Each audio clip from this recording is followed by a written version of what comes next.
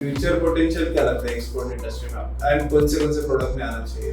Recently अभी एक opportunity हमारे यहाँ पे यूएस के लिए चाइनीज जो भी प्रोडक्ट है यूएस अभी इम्पोर्ट कर, तो इंडिया बहुत सारा पोटेंशियल बन गया है उनके लिए। हम वहाँ पे एक्सपोर्ट कर सकते बहुत सारी चीज, जैसे कि वॉलमार्ट ने एक स्लोगन निकाला है। अगर वॉलमार्ट पे आप साइट पे जाएंगे तो एक स्लोगन रखा है 10 billion product imported from India. ये सब उन्होंने टारगेट रखा है। तो दुबई में पहले था कि आपको एक लोकल उसको स्पॉन्सर बोलते थे, बट अभी वो सब खत्म हो गया है। 13 लाख से 58 करोड़। यस, तो ग्रेट। आई थिंक ये काफी इंस्पायरिंग चीज है। आपका अगर शुरुआत के जर्नी से शुरू करेंगे जहाँ पे आपको 200 रुपए का प्रॉफिट हुआ था, सो नाउ 58 करोड़ का टर्नओवर। यस, तो मेरी शुरुआत जो हुई है, मैंने उद्योग वर्धन का एक जो टाटा का स्पॉन्सर प्रोग्राम था उसमें पार्टिसिपेट किया था ईडीपी। अभी एक्सपोर्ट हाई मार्जिन इंडस्ट्री और high volume industry. High volume product मैं बोलूंगा कि आपको अच्छी मार्जिन चाहिए तो आपको इस वीडियो में आगे जाने से पहले हमारे उद्योग वर्धिनी चैनल को जरूर सब्सक्राइब कीजिए। धंधे की बात ये सीरीज में हम ऐसे एंटरप्रेन्योर्स के साथ बात करेंगे जिन्होंने एक बड़ा धंधा बनाया। उन्होंने वो धंधा कैसे बनाया ये भी हम जानेंगे। वो धंधा के इनसाइट्स, सीक्रेट्स ये भी हम आपके साथ शेयर करेंगे, सो दैट कल आपको अगर ये बिजनेस बनाना है तो कैसे बनाना है ये आपको सारी इंफॉर्मेशन इस वीडियो में मिले। Thank you. नमस्ते महेंद्र जी। नमस्ते। सो आज हम धंधे की बात के इस सीरीज में बेसिकली आज हम चर्चा करेंगे। आपका हमें जर्नी सुनना है। तो आपने एक्सपोर्ट के बिजनेस में आज इतना मल्टीनेशनल लेवल पे काम कर रहे हो, अलग अलग एग्री प्रोडक्ट्स में कर रहे हो एंड ग्रेन्स में भी काम कर रहे हो। तो मुझे सबसे पहले जानना है कि आपने एक्सपोर्ट इंडस्ट्री कैसे चुना, आपने इसमें कैसे आए?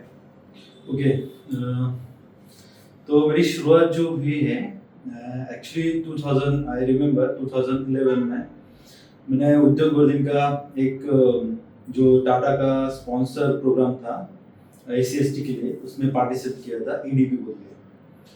सो वहाँ पे जो हमारे जो टीचर थे चांडक जी, तो उन्होंने पहले तो हमें 45 डेज का एक प्रोग्राम था कि आप बिजनेस कैसे करना चाहिए, बिजनेस एटिकेट्स क्या है, कम्युनिकेशन स्किल क्या है, ये सारी चीज़ें वहाँ पे हमें सिखाई गई। उससे पहले मेरे अलग इंडस्ट्री थी जो कि मैं इंडस्ट्रियल वर्क करता था, जो कि फैब्रिकेशन रिलेटेड था। एंड वो करते समय जो मेरे एक मामा थे उन्होंने मुझे इसके बारे में बताया था, एक कोर्स के बारे में, कि आप यहाँ पे एक क्लास होने वाला है उद्योग वर्धन में जो कि SC/ST के लिए है। तो 45 डेज में होने के बाद हमारा जो टीचर थे चांडक सर जी, उन्होंने बताया था कि और भी अपॉर्चुनिटीज है यहाँ पे कि आप कर सकते हैं। तो उस टाइम में उनका एक वन डे ये भी था सेमिनार एक्सपोर्ट इंपोर्ट रिलेटेड। तो मैंने बोला ठीक है सर, मैं भी पार्टिसिपेट करना चाहता हूँ। बट द स्टोरी थी कि उस time I didn't have the money to participate the export import class. तो मैंने बोला सर को रिक्वेस्ट की कि सर मैं पार्टिसिपेट कर सकता हूँ, बट मेरे पास इतना फीस के लिए ये नहीं है, भरने के लिए पैसा नहीं है। सर ने बोला ठीक है, मैं डिस्काउंट में देता हूँ, आपके हिसाब से भरिए। तो मैंने एक दिन का एक्सपोर्ट इंपोर्ट की क्लास किया यहाँ पे, सर ने जो ऑर्गेनाइज किया था। तो मुझे उसमें पता चला कि एक्सपोर्ट बहुत बड़ा फील्ड है। और मैं जहाँ से बिलोंग करता हूँ नासिक, यहाँ से मेजर ऑनियन है, ग्रेप्स है, पोमेग्रेनेट्स एक्सपोर्ट होता है। तो बहुत सारी अपॉर्चुनिटी है। तो मैंने सर को बोला होने के बाद कि मैं कर सकता हूँ सर, और हमने स्टार्ट भी किया। तो मैंने जो मेरी पहली कंपनी थी, मैंने शुरू में ट्रेडिंग चालू की। आपको पता है कि मेरे को मतलब उस टाइम भी क्लास करने के लिए, सेमिनार करने के लिए पैसा नहीं था। बट आपको पता है कि जैसे कि वो उस टाइम ऐसा था कि एक्सपोर्ट के लिए बहुत बड़ा कैपिटल चाहिए, आपको बाहर कैसे ढूंढना है, क्या ऑल दो स्टफ। सो मैंने स्टार्ट किया और मेरे 2 पार्टनर थे उस टाइम। हमने एक पार्टनरशिप कंपनी स्टार्ट की और 2 लोग थे। तो उनको बताया कि मेरे पास अभी इन्वेस्टमेंट करने के लिए कुछ भी नहीं है। शुरू में हमने 5000 का कंट्रीब्यूशन निकाला था working capital as an, but मेरे पास कुछ नहीं था। बट मैंने उनको कॉन्फिडेंस दिया कि हाँ भाई मैं कर सकता हूँ, और खाली आप जो भी है मेरा कंट्रीब्यूशन आप भरिए और मैं स्टार्ट करता हूँ। तो मुझे याद है कि कुछ भी नहीं था। अभी सर ने हमें सिखाया था कि आप पहला प्रोडक्ट फाइनलाइज कीजिए, आइडेंटिफाई कीजिए कि आपके पास कौन सा प्रोडक्ट है। जैसे कि आप मान लो कि एक्सपोर्ट चालू करना है, कि आप जहाँ से बिलोंग करते हैं वहाँ पे क्या अवेलेबल है, ज़्यादा क्या प्रोडक्शन होता है, उससे आप स्टार्ट कीजिए। तो ऑब्वियसली मैंने ऑनियन को चुना। तो ऑनियन के लिए जैसे कि आपको पता है कि नासिक में बहुत जगह एपीएमसी है अलग अलग, जैसे पिंपलगाव है, लासलगाव है, निपाड़ है एंड सो ऑन। तो हम पिंपलगाव, मेरे घर से, मैं जहाँ से रहता हूँ पिंपलगाव के लिए जाने के लिए भी पैसा नहीं था, ऐसे हमने स्टार्ट किया। बट बिलीव मी कि जैसे मैंने स्टार्ट किया तो हमने एक पैकेज लिया इंडिया मार्ट का, और वहाँ से मुझे कुछ लीड आई जो एक्सपोर्ट करते थे।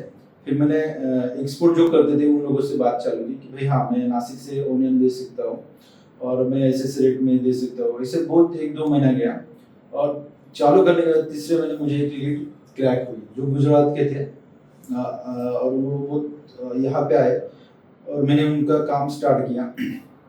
और पहला कंडक्ट मुझे याद है कि लासलगांव में हमने पैकेजिंग की उसकी, और उसमें हमने जो प्रॉफिट रखा था, आई रिमेम्बर ऑलमोस्ट 2600 2600 तक हमने प्रॉफिट रखा था। और उसमें मैंने क्या किया, हमारा पेट्रोल और खाने पीने में 2400 रुपये गया, हाथ में खाली 200 रुपये बचे। पहली डील थी, बट वो इतना इम्प्रेस हुआ कि जैसे कि the way I deal all those जो डील हो रही थी, तो बहुत सारा इम्प्रेस हुआ उसने कि पता चला कि बंदा जेन्युइन है। मेरे पास तो उस टाइम 4 व्हीलर भी नहीं थी, 2 व्हीलर पे हम उसको टेबल सीट बिठा के लेके जाते थे, खाना पीना खाते थे। उसको लगा कि ये जेन्युइन बंदा है, तो उसने क्या किया, उधर जाने के बाद सबको बताया जिसके उसके सर्कल में जो भी एक्सपोर्टर, ये बंदा अच्छा है, आपको ऑनियन लेना है तो आप इससे ले सकते हैं। तो इससे माउथ मार्केटिंग हो गई, और विद इन 6 मंथ मैंने जहाँ पे मैंने स्टार्ट किया था कि मेरे पास पेट्रोल के लिए पैसा नहीं था 50 रुपया, तो मैंने 6 महीने के अंदर ऑलमोस्ट 75 लाख का बिजनेस किया। तो मुझे लगा यार ये तो मैजिक है, कुछ भी नहीं करना है, खाली ऑर्डर्स लेना है, देना है। और मुझे बहुत मतलब ये लगा कि ये तो अपना यही है कि हमें काम करना है अभी इसमें, ट्रेडिंग में, एक्सपोर्ट में। तो ऐसे मेरा कॉन्फिडेंस बढ़ता गया, और ऐसे हमने स्टार्ट कर दिया बिजनेस। तो ऐसी शुरुआत हुई हमारी पहले एक्सपोर्ट की। वाओ, सो 60 किलोमीटर का नासिक टू पिंपलगांव अफोर्ड नहीं कर सकते थे, एंड आज आप 6000 किलोमीटर दूर डिस्टेंस में आज आप एक्सपोर्ट कर रहे हो। यस। अभी नासिक से आप बिलोंग करते हो, इसीलिए आपने ओनियन चूज किया। Yes sir. बहुत से लोग जो है एक्सपोर्ट में आना चाहते हैं तो वो पहले प्रोडक्ट सिलेक्शन में ही कंफ्यूज रहते हैं क्या करना चाहिए। Yes. ऑफ कोर्स हम रिकमेंड करते हैं कि आपके एरिया में जो वेल नोन प्रोडक्ट्स है उसमें करो। तो ये सही चीज है कि मतलब आपके एरिया में जो वेल नोन प्रोड्यूस है उसमें करना चाहिए क्योंकि उसमें कंपटीशन भी होता है, या कुछ नया हटके प्रोडक्ट करना चाहिए, कैसे करोगे? डिपेंड्स करता है। डिपेंड्स मतलब कि जैसे कि आपका एजुकेशन क्या है, आपका इंटरेस्ट क्या है। तो जैसे मेरा इंटरेस्ट था एग्रीकल्चर पहले से, तो मुझे एग्रीकल्चर अच्छा लगता है और very near to my heart, तो इसलिए मैंने ऑनियन चूज किया एग्रीकल्चर में जाने के लिए। डिपेंड करता है, अगर फार्मा से कोई है, कोई बिलोंग करता है या अलग अलग इंडस्ट्री से बिलोंग करता है तो इंडस्ट्री में काम कर सकता है। जैसे फार्मा यहाँ पे या अपने इंडस्ट्रियल एरिया है, बहुत सारे काम कर सकता है यहाँ से आप, मतलब जो भी करना चाहते हैं। यस, अलग अलग रीजन में भी अपॉर्चुनिटीज है, गारमेंट में भी कर सकते हैं आप, सो ऑन। ओके, एंड अपने लीड आपने बताया कि इंडिया मार्ट प्लेटफॉर्म के थ्रू मिला। यस। तो ऐसे और क्या क्या प्लेटफॉर्म्स होते हैं जहाँ से आप लीड्स मिला सकते हो, और ये प्लेटफॉर्म कितने बेनिफिशियल होते हैं? यस, जैसे कि मेरा जो एक्सपीरियंस है, तो बीइंग अ एक्सपोर्टर में तो इंडिया मार्ट अच्छा है। अदर तो मेरा बैड एक्सपीरियंस है, अदर जो प्लेटफॉर्म है उनकी लीड्स खाली वो पैकेज लेते हैं, तो वहाँ से जेन्युइन लीड नहीं मिलती। But India mart is good, वहाँ से आपको लीड्स मिल सकती। बट अदर दैट आपको अगर इंपोर्ट डेटा चाहिए तो हमारे बहुत सारे ऑर्गेनाइजेशन है अपनी गवर्नमेंट की, जैसे एपेडा है, एपेडा से भी आप इंपोर्टर का डेटा दे सकते हैं। एम्बेसी है, जहाँ पे भी आप जो भी प्रोडक्ट चाहिए, जो भी एक्सपोर्ट करना है, तो आपको एम्बेसी को मेल करना है, उसमें आपका कंपनी डिटेल्स देना है, HSN कोड देना है। जैसे कि आप फार्मा में करते हो या एग्रीकल्चर में करते हो या गारमेंट में करते हो और अदर प्रोडक्ट में, जो भी है वो डिटेल्स एम्बेसी को देना है। जो भी कंट्री चाहिए आपको डेटा देती है और आपको कांटेक्ट करना है। एक हो गया, 2 तरीका। तीसरा है कि आप एग्जीबिशन में पार्टिसिपेट कर सकते हैं, या और चौथा है कि जाके आप खुद जो कंट्री अगर आप अफोर्ड कर सकते हो और आपको फिजिबल है तो जो भी कंट्री में चाहे जो प्रोडक्ट के लिए वहाँ पे जाके बायर को मिलना बहुत अच्छे से अच्छा है। ये तरीका एम्बेसी से भी आप मिल सके, वहाँ से भी डेटा ले सकते हैं, 3-4 Okay. तरीके से। Yes sir. तो आपने गुजरात का सबसे पहले बायर एंड अभी आज अक्रॉस ग्लोब आपने बायर ढूंढ रहे हो, उनके साथ काम कर रहे हो, Yes. ये जर्नी थोड़ा बताइए। यस तो मैंने जैसे बताया कि मैंने फिर डोमेस्टिक स्टार्ट किया, जैसे कि गुजरात की कुछ लीड्स थे, तो उसी साल मैंने जो बताया था कि मेरे पास पेट्रोल के लिए पैसा नहीं था, उसी साल मैंने पहला टूर श्रीलंका के लिए किया, क्योंकि मुझे पता था कि श्रीलंका भी बहुत ज़्यादा हमसे प्रोड्यूस लेता है, ऑनियंस लेता है, तो मैं श्रीलंका गया वहाँ पे और वहाँ से कुछ बायर को भी मिला। फिर पहले साल श्रीलंका गया, दूसरे साल में वापस श्रीलंका, तीसरे साल वही साल शायद, हाँ सॉरी वही साल में दुबई गया, ओमान गया, तो मैं बाहर से मिला। तो उससे क्या होता है कि इंटरनेशनली आप जब जाते हैं, लोगों से मिलते हैं, तो आपको पता चलता है कि कौन अच्छा है, कौन काम कर रहा है। तो मैंने वहाँ से कुछ लीड मिली और डायरेक्ट बाहर से कांटेक्ट करके हमने उनके साथ एक्सपोर्ट चालू किया। अच्छा, यस सर। तो आप डायरेक्टली वो कंट्री या जाके फ्लाई करके वहाँ पे हम जाके बात करते हैं। तो मुझे मेरे ख्याल से वो तरीका थोड़ा अच्छा है, क्योंकि आपको पता चलता है कि उसका सेटअप है या नहीं है, जेन्युइन है या नहीं है, उसका गोडाउन है, जो भी है, तो आपको पता चलता है जाने के बाद कि बंदा अच्छा है या नहीं है। क्योंकि आपको पता है कि वहाँ पे क्या ओपन मार्केट है, जैसे हमारे भी नासिक में ऑनियन का ओपन मार्केट है, वैसे ही वहाँ पे ओपन मार्केट रहता है कि जिससे आप दुबई में जाओगे तो अलविर सबको पता है, बट अलविर के अलावा भी आपके पास अलग अलग सुपर मार्केट है, हाइपर मार्केट है, उनके जाके आप बात भी कर सकते हैं। आपका रेट और क्वालिटी अच्छा होगा तो आपको भी वो बिजनेस दे सकते हैं। ओके। यस। एंड आपने पर्सनली कितने एग्जीबिशंस में पार्टिसिपेट किया है, कहाँ कौन सी कंट्री जाके आए हो? अरे वाह, मैं तो अभी तो बहुत ट्रैवल कर चुका हूँ, मुझे भी याद नहीं शायद, बट मैं कुछ बताता हूँ। मैं Sri Lanka, Dubai, Oman, Malaysia, Singapore, Europe में गया हूँ, Germany, Netherlands, Switzerland, Belgium, Bangladesh, US गया हूँ, अभी फिलहाल यूएस से आया हूँ। शायद मैं भूल रहा हूँ किसी कंट्री का नाम, बट बहुत सारी कंट्री में मैंने ट्रैवल कर चुका हूँ। और जैसे कि मैं बताना चाहता हूँ कि मैंने फ्रूट लॉजिस्टिका में पार्टिसिपेट किया था as a visitor. It was 2020। तो वहाँ पे बर्लिन में बहुत बड़ा एग्जीबिशन होता है, वहाँ पे सब वर्ल्ड से जो एक्सपोर्टर इंपोर्टर वहाँ पे आते हैं और आपको अलग अलग कंट्री के जो भी इंपोर्टर्स है वहाँ पे आप इंटरेक्शन कर सकते हैं आपके प्रोडक्ट्स के साथ। तो मैं रिकमेंड करता हूँ कि आप जो एग्जीबिशन होते हैं जैसे कि फ्रूट लॉजिस्टिक का है या दुबई फूड फेस्टिवल है, वहाँ पे भी आप पार्टिसिपेट कर सकते हैं। वो तो अच्छा तरीका है कि आपको वहाँ से बाहर आपको मिल सकते हैं। ओके। यस। अभी आज की जो नई जनरेशन है वो हमेशा यही बोलती है कि ऑनलाइन ही चाहिए मुझे, मैं जूम मीटिंग पे बाहर से बात करूंगा, मैं वर्चुअली उसकी कंपनी ढूंढूंगा, और इस जमाने में स्टिल ऑफलाइन जाना ही ज्यादा रिकमेंडेड है, बराबर?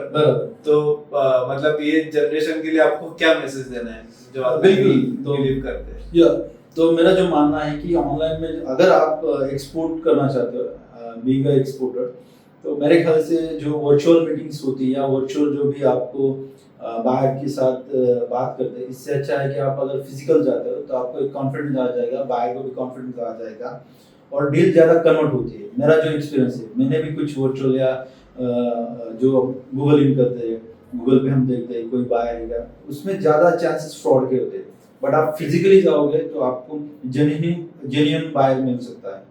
आपको फिजिकल जाना है, जैसे कि अभी यूएस में भी हमने कंपनी बनाई है, अलग डोमेन में काम करते हैं, अभी रिसेंटली हमने स्टार्ट किया है। तो हम वहाँ पे गए, हम लोगों से बात की है कि भाई यहाँ पे कितना पोटेंशियल है, कौन कौन से प्रॉस्पेक्ट है, उनसे बात होती है डायरेक्टली, तो वो एक अलग इम्पैक्ट होता है। मैं रिकमेंड कर सकता हूँ कि जो भी यंग जनरेशन है या जो भी want to become a exporter, तो आप जा सकते हो वहाँ पे, और जाना ही जरूरी है, वो ज़्यादा इम्पैक्टफुल है। एंड एग्री प्रोड्यूस में स्पेसिफिकली क्या अपॉर्चुनिटीज है? मतलब ऑफ कोर्स उसका डिमांड है, या इंडियन एग्रीकल्चर प्रोड्यूस का बाहर की कंट्री में कैसा डिमांड होता है, कौन टाइप का कस्टमर होता है? ओके, मैं थोड़ा बताऊंगा कि मैंने एक स्टडी अभी पढ़ा था रिसेंटली। हमारे जो एग्रीकल्चर का कंट्रीब्यूशन है ऑलमोस्ट पूरा जीडीपी में वो 70% है, और एग्री और एग्री अलाइड जो प्रोडक्ट है उसके लिए बहुत डिमांड है। आपको पता है कि ऑनियन तो सब जगह जाता है, हाईली डिमांड है, इतना कि कभी कभी हमारे यहाँ पे भी स्केर्सिटी होती है और बैन हो जाता है।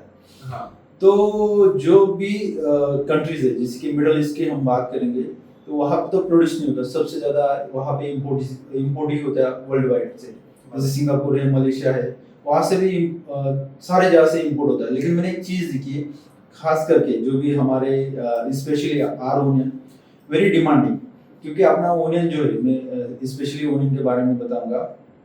अलग अलग कंट्री के ओनियन दुबई ओमान में आते हैं, बट हमारी टेस्ट अलग है, हमारी क्वालिटी अलग है, और उनके फूड के हिसाब से वो अच्छा है।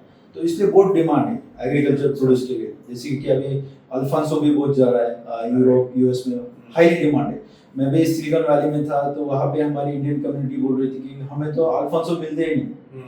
और बहुत सारे ऐसे अनटैप्ड प्रोडक्ट है या अनटैप्ड मार्केट है जो हम अभी कर नहीं पा रहे, इसलिए बहुत बड़ा मार्केट है यहाँ पे, बहुत सारी अपॉर्चुनिटीज है। खाली आपको डिसाइड करना है कि प्रोडक्ट कौन सा करना है, कैसे करना है, और कंट्री कौन सी। अच्छा। यस। एंड एग्रीकल्चर में चैलेंजेस भी है कि पेरिशेबल कमोडिटी है। Yes. कुछ लोगों के मैंने किस्से सुने कि नुकसान हुआ है, कंटेनर डैमेज या कुछ ऐसे चार्जेस भी लगे। तो एग्रीकल्चर कमोडिटी में चैलेंजेस क्या होते हैं? बिल्कुल बहुत सारे चैलेंजेस है, लेकिन अभी हमारे गवर्नमेंट में बहुत स्मूथ काम कर रही है। आपको पता होगा कि जैसे कि अगर बहुत सारे चीज़ों में आपने सुना होगा कि कोई एग्री प्रोड्यूस स्पॉइल हुआ है, तो इसका मेरे ख्याल से मैं बिलीव करता हूँ कि 80% चांस है कि उसने मटेरियल अच्छा नहीं भरा है।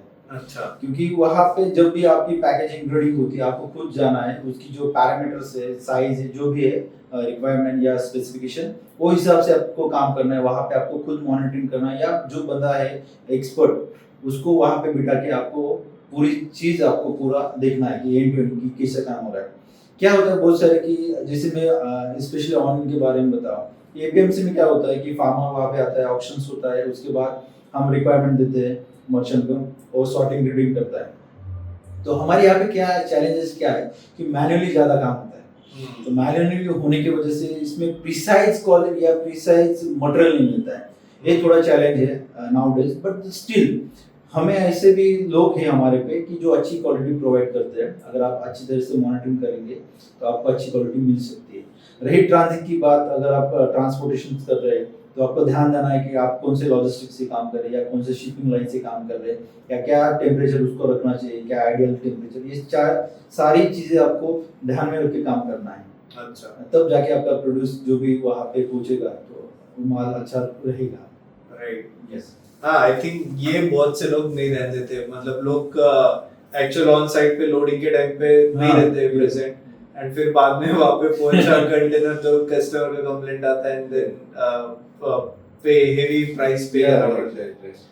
ओके, अभी एक्सपोर्ट ये is it high margin product और हाई मार्जिन इंडस्ट्री और high volume industry? Yes, it's high volume product, but मैं बोलूँगा कि आपको अच्छी मार्जिन चाहिए तो आपको ध्यान रखना है कि कौन सी कम्युनिटी में काम कर रहे हैं, आपको कब सेल करना है, कब स्टॉक करना है। अगर आप कब स्टॉक और सेल करने की मतलब ये थोड़ा सीख गए, एक थोड़ा फॉर्मूला सीख गए, तो मुझे लगता है कि अच्छी प्रॉफिट भी आप निकाल सकते हैं। कि आपको पता चाहिए कि कब स्टॉक करना है, जैसे ऑनियन के बारे में पर्टिकुलर सीजन में कब आपको सेल आउट करना है या कब आपको स्टॉक करना है। ये थोड़ा आपको समझ गया तो अच्छी मार्जिन भी आपको मिल सकती है। अच्छा। हाँ, but still I am agree with you कि ये ज़्यादातर हाई वॉल्यूम का बिजनेस है। अच्छा अच्छा। अभी आपने इसमें इस इंडस्ट्री में पेमेंट टर्म्स वगैरह ऐसे कुछ चैलेंजेस आते हैं क्या, वो कैसे आप हाँ, हैंडल यस, करते ये तो बहुत बड़ा चैलेंज है एक्सपोर्ट के, क्योंकि हमारे यहाँ पे एक्सपोर्ट का बहुत चैलेंज है पेमेंट के बारे में। तो मैंने मतलब मैंने हर बार बताया कि मेरे अलग अलग जो इंटरव्यू है उसमें भी बताया कि दुबई, श्रीलंका और बांग्लादेश यहाँ पे बहुत टफ है पेमेंट के लिए, क्योंकि बहुत सारे दुबई में आपको चीटर मिलेंगे। अगर जाएंगे नहीं ऑनलाइन या वर्चुअल मीटिंग करेंगे तो आपको समझ लेना है कि आपका पैसा गया। तो इसके लिए अलग अलग अपने गवर्नमेंट की कुछ स्कीम भी है, जैसे कि आप ईसीसी करवा सकते हैं कि उसका ईसीसी निकाल के, या बायर की क्रेडिबिलिटी कितनी है, कितना उसको क्रेडिट देना चाहिए, ये हमारे गवर्नमेंट की स्कीम है। उसके द्वारा आप समझ सकते हैं कि इसको क्रेडिट देना है नहीं देना है। अगर वो ईसीसी अप्लाई होता है, अप्रूव होता है तो आप कर सकते हैं। उस केस में आपको उसका इंश्योरेंस भी मिल सकता है 80-70%। तो एक सिक्योर वो काम कर सकते हैं, एलसी में काम कर सकते हैं लेटर ऑफ क्रेडिट में। बट एग्रीकल्चर में बहुत चैलेंज है कि लेटर ऑफ क्रेडिट कोई नहीं देता।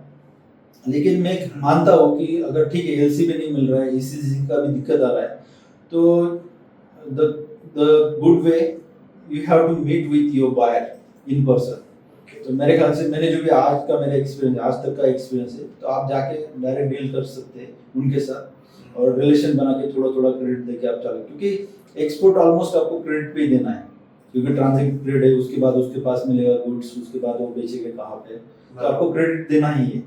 बट कुछ प्रोडक्ट है कि जो मतलब मान लो कि उसका हाई डिमांड है और स्केर्सिटी है, तो शायद आपको एडवांस मिल जाए। होता है ऐसे, बहुत सारे केस में हुआ, हमें भी हुआ है, 100% में एडवांस आया है। Okay, yes yes. आपने पर्सनली क्या सबसे बड़ा चैलेंज क्या फेस किया, मतलब ऐसा कोई सिनेरियो है क्या कि जहाँ पे एकदम बहुत बहुत बड़े प्रॉब्लम में फंस गए थे, मुझसे बाहर आए? यस, तो मैंने जैसे बताया, मैंने स्टार्टिंग की 75-70 लाख का मैंने बिजनेस किया शुरू में। बट क्या हुआ कि उस टाइम मुझे क्या हो गया कि मैंने कुछ हमारे जो सप्लायर थे, मैंने पेमेंट की एक कंटेनर के लिए, और कंटेनर भरने का था दुबई के लिए, तो वो बंदा पैसे लेके भाग गया। अच्छा। तो इतना टेंस सिचुएशन हुआ, फिर मैंने बाहर से पैसे भी लिया था, माल भी नहीं है, भाग गया और बहुत परेशानी हुई। तो उसमें बहुत मैंने फेडअप हुआ और मतलब 2 साल का इम्पैक्ट हुआ, क्योंकि मैंने फिर मेरे 2 पार्टनर भी जो शुरू में स्टार्ट में थे वो छोड़ गए, और जो भी लोन था या जो भी लाइबिलिटीज थी मुझे ही उसको फेस करना था, मुझे भर के देने का था। तो मैंने क्या किया कि 2 साल ही चला, और आई रिमेम्बर कि हमारे 3 पार्टिसिपेंट उद्योग वर्धिनी के, उनके साथ मैंने अलग कंपनी बनाई, it's a cargo farm private limited. हमने वो 2020 में फाउंड की थी। तो जैसे मैंने बताया कि अलग अलग देश में मैं जाके आया हूँ, उनके साथ गया, फिर बिजनेस बढ़ाया, और जो भी लॉस हुआ था हमने कवर करके उसके ओवरकम किया है। ओके। होता है, लॉस भी होता है, क्योंकि कुछ भी नहीं है आपके पास और आपने सडनली कुछ अमाउंट आया और फिर लॉस हुआ है, तो इट्स वेरी चैलेंजिंग। और उससे मतलब बहुत मैंने फाइनेंशियल तो बहुत फेस किया, लेकिन मेंटली भी हैरेसमेंट हुई, घर में भी परेशानी बहुत सारी थी। ओके। यस। तो आपने पहले 2 पार्टनर्स के साथ काम किया जिनके साथ आपने एग्जिट किया, या वो डिसॉल्व हो गए? Yes yes.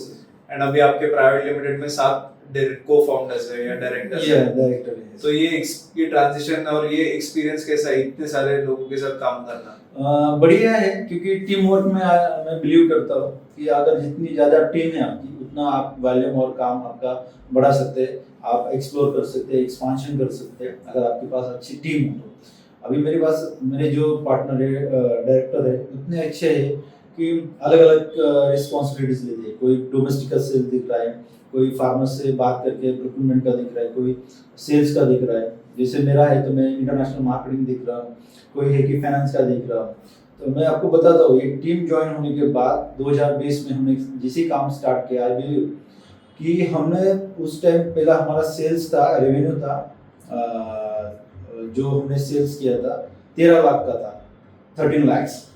नेक्स्ट ईयर हमने किया था 1 करोड़ का, थर्ड ईयर हमारा था 6 करोड़, और हमने फोर्थ ईयर में क्लोज किया है 58 करोड़ का ऑलमोस्ट। तो ये टीम वर्क की वजह से हुआ है इतना सब सेल्स और सब चीजें, क्योंकि अकेला आदमी नहीं कर सकता।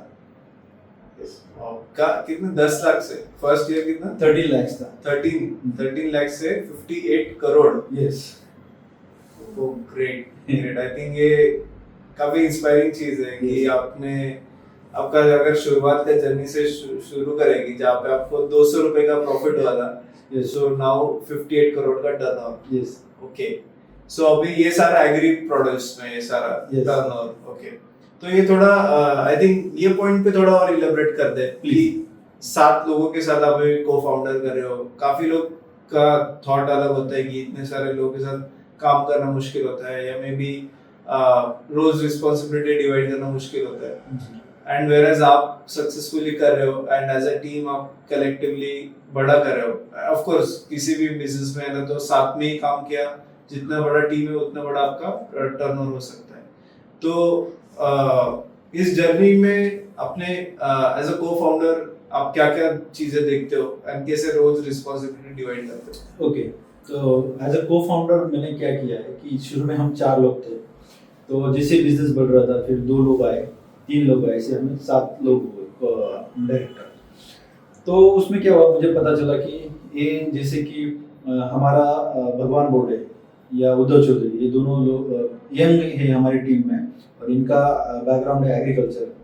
तो मुझे लगा कि ये ग्राउंड में अच्छा काम कर सकते हैं, जैसे कि फार्मर के साथ बात कर सकते हैं, या उद्धव का फाइनेंस भी अच्छा है तो मैंने फाइनेंशियल उसको रिस्पॉन्सिबिलिटीज दे दी। बाकी के लोग हैं कि सिंगापुर में कुछ हमारा काम चल रहा है, उसकी रिस्पॉन्सिबिलिटी उनको दे दी। हर्षल जगताप है, वो अलग देख रहे हैं, जैसे कि मॉडर्न ट्रेड की कंपनी, मैंने बताया कि मॉडर्न ट्रेड में हम या इंटरनेशनल बायर है, हमारे रिलायंस है, टाटा है या विग्रो देहात है, सोहा, तो उनके सब वो देखते हैं हर्षल जगताप। तो पर अलग अलग एक्सपर्टीज है, क्योंकि हर कोई इंटरनेशनल काम नहीं कर सकता ना टीम में, तो उसको अच्छा लगता है। और मुझे लगता है कि जो टीम में जिसको अच्छा लगेगा काम, उसको अगर देंगे तो अच्छा रिजल्ट आ सकता है, क्योंकि अपनी प्रोडक्टिविटी भी बढ़ती है और क्रिएटिविटी भी बढ़ती है, आइडियाज भी आते हैं कि नहीं हमें इससे करना है, क्या प्लानिंग करना है, तो इस हिसाब से हम काम करते हैं। यस।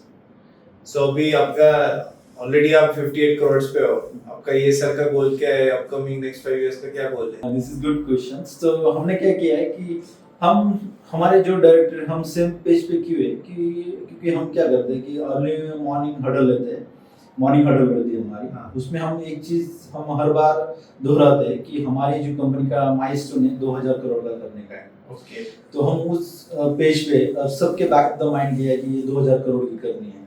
तो जैसे कि अभी ये जो इस साल का जो हमारा हम देख रहे हैं कि फाइनेंशियल अगर टर्नओवर देखेंगे तो ऑलमोस्ट 130 के सीआर के आसपास हमें जाना है, हमारा टारगेट है। और अपकमिंग ईयर में 2000 करोड़ की कंपनी हमें करनी है। तो इस सेम पेज पे, क्योंकि हम उसका हर ब्रेनस्टॉर्मिंग करते हैं कि कैसे जाना है, क्या करना है। इस साल अगर हम फ्रेश में ही काम कर रहे हैं, नेक्स्ट ईयर क्या करना है, उसके बाद क्या करना है, इससे हमारी बात होती रहती है, ब्रेनस्टॉर्मिंग होती है।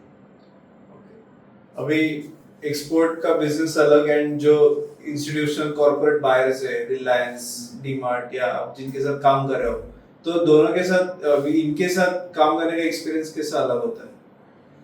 ओके, जो यहाँ पे एक थोड़ा एडवांटेज है हमारे के लिए कि जैसे कि हम टाटा, रिलायंस या बाकी इंस्टीट्यूशनल बायर उनके साथ काम करते हैं, उनके क्रेडिट पे कम रहती है। अगर कुछ भी दिक्कत आती है तो इमीडिएटली सॉर्ट आउट हो जाता है कि अगर हमने किसी उनके सीसी पे भेजा या कलेक्शन सेंटर है उनके पास, तो वहाँ पे हमारा गुड्स जाता है। अगर कुछ दिक्कत होती है इमीडिएटली सॉर्ट आउट हो जाता है। और पेमेंट में वो बहुत मतलब बहुत ही प्रिसाइज बोलूँगा मैं, क्योंकि क्या होता है कि जो तारीख बोली वही तारीख को आपको पेमेंट मिलता है। तो कॉर्पोरेट उनकी पॉलिसी भी वो फॉलो करती है।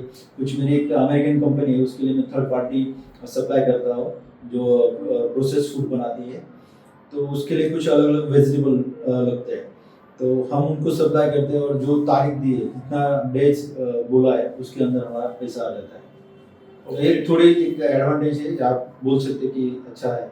अच्छा। यस। तो इनिशियल क्लाइंट को क्रैक करना थोड़ा मुश्किल होता होगा इसमें। यस ऑफ कोर्स, क्योंकि आपके पास मतलब क्वालिटी और रेट कंपटीशन तो बहुत बड़ा है, कंपटीशन तो बहुत बड़ा है, बट अगर आपका रेट और आपका क्वालिटी मैच हो जाता है तो आपके पास अच्छा खासा बिजनेस हो सकता है, क्रैक हो सकती है। ओके। सो अभी आपने इतना इंटरनेशनल मार्केट एक्सप्लोर किया है, आप पर्सनली गए हो सारे, यूएस हो, यूरोप हो या गल्फ कंट्रीज हो, तो फॉरेन के मार्केट्स कैसे होते हैं? इंडिया का मार्केट सबको पता है, फॉरेन के मार्केट्स कैसे होते हैं?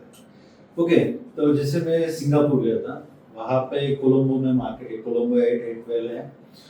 वहाँ पे अलग अलग जो इम्पोर्टर हैं उनकी वहाँ पे बहुत सारे शॉप्स हैं। जैसे कि मान लो कि आप ओनियन का कोई इम्पोर्टर है, फ्रेश फ्रूट्स का, वेजिटेबल का, वहाँ पे उनका बोर्ड लगा रहता है, जैसे हमारे यहाँ पे होता है वैसे ही बोर्ड है कोलंबो में।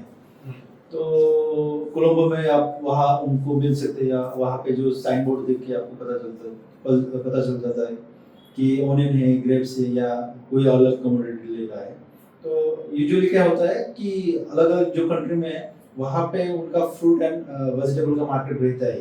जैसे कोलंबो में अलग होगा, सिंगापुर में एक मार्केट है, मलेशिया में है, जैसे दुबई में जाएंगे अलवीर है, या ओमान में जाएंगे तो फ्रूट एंड वेजिटेबल का मार्केट है। तो यहाँ पे मार्केट प्लेस रहती है ऑलरेडी। हमारे यहाँ पे जैसे ऑक्शंस होता है एपीएमसी में, ये फार्मर लेके आते हैं, सेम वैसे ही वहाँ पे होता है। अच्छा। अलवीर में जाएंगे तो आपको पता चल जाएगा कि अलवीर में कोई कंटेनर आ गया, वहाँ पे फिर कुछ जो भी जिनको लेना है बाहर से छोटे छोटे या जो होटल इंडस्ट्री वाले अलग अलग सुपरमार्केट वाले वहाँ पे आते हैं, या जो भी डेली का लेते हैं प्रोडक्ट्स अलग अलग, वहाँ पे आके वो ऑक्शंस करते हैं सेम। तो मेरे ख्याल से जैसे मिडिल ईस्ट या एशियन कंट्री में हमारा जैसे ही ऑक्शंस की वहाँ पे एक क्या बोलते हैं वही वो चलता है। वही। ओके, तो सारे बायर्स वगैरह सब वहीं पे रहते हैं, उनका सेटअप गोडाउन सब वही लोकेशन, हाँ, वही मार्केट। Yes yes yes. अगर आप अच्छा। मार्केट में जाएंगे और बाकी हाइपर मार्केट उनकी शॉप्स सिटी में, मेन सिटी में रहेगी उनके कॉर्पोरेट ऑफिस। अगर आपको जो भी जैसे कि दुबई में जाते हैं तो आपको जो बिजनेस वे में जाना है उनके जो कॉर्पोरेट ऑफिस है अलग अलग कंपनी की, जैसे कि वहाँ पे वेज जोन है, अलमाया है या लुलु है। अच्छा। बिजनेस वे में रहेगी उनके ऑफिसेस और उनके साथ आपको बिजनेस करना है। अच्छा। ओके। एंड लैंग्वेज का, कम्युनिकेशन का कहीं ऐसा गैप आता है क्या, कहीं इशू फेस होता है क्या? हाँ, आपको तो जैसे श्रीलंका में तो आपको इंग्लिश ही बोलना पड़ेगा। दुबई में तो दिक्कत नहीं है, ओमान में भी इतनी दिक्कत नहीं, क्योंकि वहाँ पे मोस्ट ऑफ द बायर आपको इंडियन ही मिल जाएंगे। अच्छा। तो इसलिए दिक्कत नहीं। बट हम अगर बात करेंगे यूरोप यूएस के लिए तो वहाँ पे तो आपको इंग्लिश ही बोलना है, हाँ। क्योंकि मोस्ट ऑफ द बायर वही रहते हैं। ओके। तो आपको लैंग्वेज बैरियर आ सकती है अगर इंग्लिश आपकी अच्छी नहीं है। और आपको एटलीस्ट इतना भी आना चाहिए कि आपका प्रोडक्ट कौन सा है, कैसे सेल करना है, नेगोशिएशंस कैसे करना है, इतना भी आए तो काफ़ी मेरे ख्याल से शुरू में। अच्छा। ओके। समझना चाहिए कि टर्मिनोलॉजी क्या है, उसका स्पेसिफिकेशंस क्या है, इक्विट पेमेंट टर्म क्या है। अच्छा। ये सब आपको समझना चाहिए। अभी आपके इंडिया के अलावा और भी कई फॉरेन कंट्रीज में भी आपने बिजनेस सेटअप किए हैं? यस, रिसेंटली हमने दुबई में भी कंपनी बनाई है। वहाँ पे मैं डायरेक्टर, हमारे 4 पार्टनर है, एक लोकल मतलब इंडियन ही है, लोकल है, और सिंगापुर में भी है, सुमेद इंटरप्राइजेस बोल के, और यूएस में जो किया है हमने अभी फिलहाल तो टेक्नोलॉजी वाली कंपनी है। राइट। यस।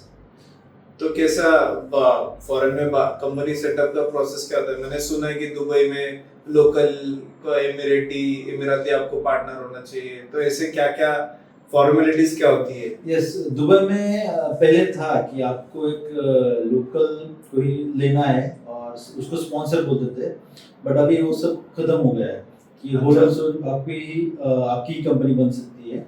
जैसे कि अभी हमने रिसेंटली जो कंपनी की है, आप 100% ओनरशिप कर सकते हैं। तो वहाँ पे जैसे हमारे यहाँ पे गवर्नमेंट की अलग अलग वेबसाइट है, वहाँ पे जैसे दुबई में जाएंगे अमेर सेंटर बोल के AMER, और अलग अलग जगह पे आपको दिखाई पड़ेगी। वहाँ पे सिंगल विंडो सब काम हो सकता है, कंपनी रजिस्ट्रेशन से लेके वीज़ा तक आपका काम वहाँ से, सब डॉक्यूमेंटेशन का काम वहाँ पे होता है एमआर सेंटर में। और मोस्ट ऑफ द टाइम वो 2-3 दिन में ही खत्म हो सकता है आपका डॉक्यूमेंटेशन अच्छा है और उम्मीद नहीं 3 दिन में आपके दुबई में मिल सकता है। मतलब कंपनी फॉर्मेशन से लेके वीजा तक सारी प्रोसेस? Yes yes, 3 days. हाँ, उसके लिए भी क्या दुबई आपको पता है कि कैसा है कि वो सर्विस चार्ज ज़्यादा करते हैं। अगर आपको वीआईपी सर्विस चाहिए तो उस हिसाब से आपको मिलेगा, आपको नॉर्मल चाहिए तो उस हिसाब से आपको सर्विस मिलेगा। तो दुबई में अच्छा खासा है, आपको एक दिन में चाहिए तो आप वो हिसाब से पैसे आपको मिल सकता है। आपकी मेडिकल एक दिन में हो सकती है, वीज़ा स्टैंप लगवा के हो सकता है, इन्वेस्टर वीज़ा या जो भी पार्टनर वीज़ा है। वैसे भी सिंगापुर में भी अच्छा है, आपको ऑनलाइन ही करना है बिजनेस रजिस्ट्रेशन, खाली आपका अगर गोडाउन है उसका वेरिफिकेशन होगा, और बैंक के लिए थोड़ा उसको टाइम लगता है। यहाँ पे बैंक अकाउंट के लिए दुबई और सिंगापुर में थोड़ा टाइम लगता है क्योंकि वो वेरिफिकेशन होता है पूरा, बट आपको इजीली कंपनी लाइसेंस मिल जाता है। एलएलसी आप मेनलैंड में करवा सकते हैं, अगर फ्री जोन में भी करने की जरूरत नहीं है।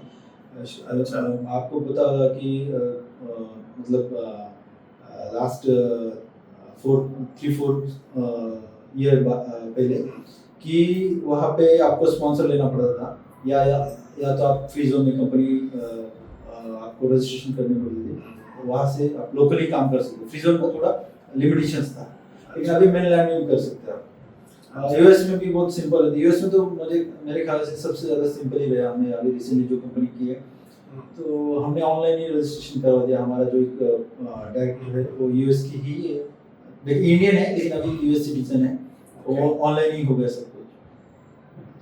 कंपेयर टू अगर इंडिया में प्राइवेट लिमिटेड करना है रजिस्टर, हाँ तो आई थिंक एक आध महीना लग जाता है जीएसटी और वो सब। हाँ, इंडिया में थोड़ा चैलेंजिंग है, यहाँ पे बहुत सारा स्क्रूटनी होता है और चैलेंज भी होता है। आपको पता है कि हमारे सिस्टम भी किसी काम कर सकते हैं।